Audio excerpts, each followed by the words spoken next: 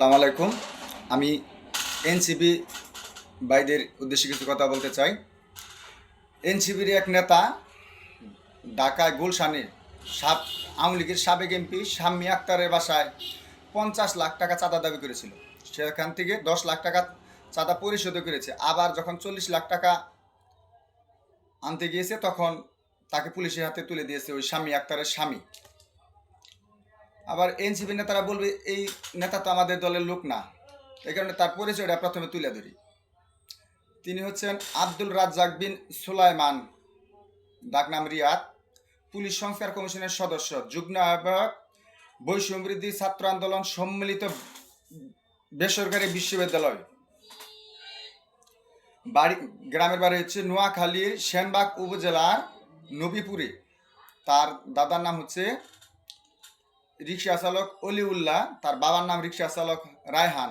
ঐতিহ্যবাহী রিক্সা চালক ফ্যামিলি।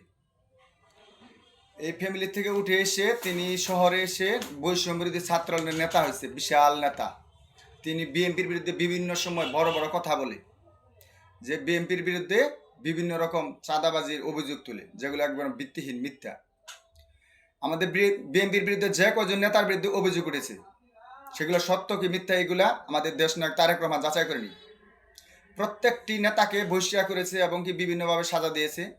এই পর্যন্ত 7,500-এর মতো লোককে তারেক রহমান সাজা দিয়েছে, দল থেকে বহিষ্কার করেছে, সুখোজ করেছে। আর সেখানে এনসিপি নেতারা আমাদের বিএনপি নেতাদের বিরুদ্ধে অভিযোগ করে। এনসিপি নেতারা যদি এতই তুলসী পাতা হয় তাহলে কেন 50 লক্ষ টাকা চাঁদা দাবি করলো? 50 লক্ষ টাকা চাঁদা দাবি করে সেখান থেকে তিনি 10 লক্ষ টাকা অলরেডি নিয়েছে। এর আগে যে কতগুলা করছে এগুলো আল্লাহ জানে আর সেই জানে।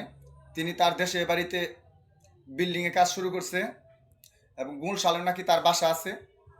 টাকা পয়সার কিছুর অভাব নাই। তিনি বিভিন্ন নেতাদের সাথে শুধু ছবি তুলেছে।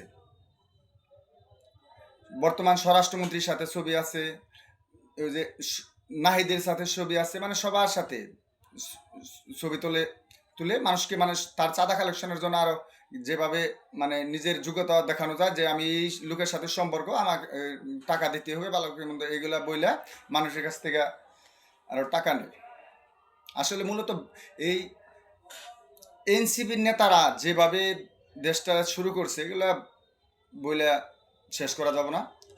এনসিপি নেতাদের বিরুদ্ধে এখন অভিযোগ হচ্ছে তারা নিয়মিত সব জায়গায় চাঁদাবাজি করছে, যত কুকা মাকাম সালিশ বিচার যা কিছু আছে সব কিছু তারা করছে।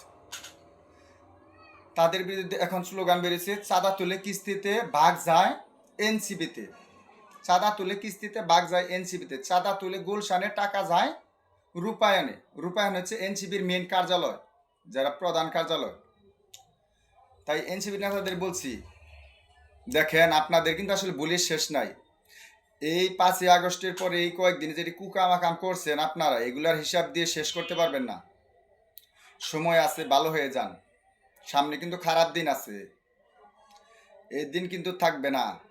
আওয়ামী লীগ পলানের সুযোগ পাইছে, আপনারা পলানের সুযোগ পাবেন না। তাই সাবধান হয়ে যান। এদেশের জনগণ আওয়ামী লীগকে যেমন ছাড়ে নাই, আপনাদেরও ছাড়বে না। কথাটা মাথায় রাখেন, সকলে ভালো হয়ে যান। ঠিক আছে, সকলে ভালো থাকবেন। আসসালামু আলাইকুম।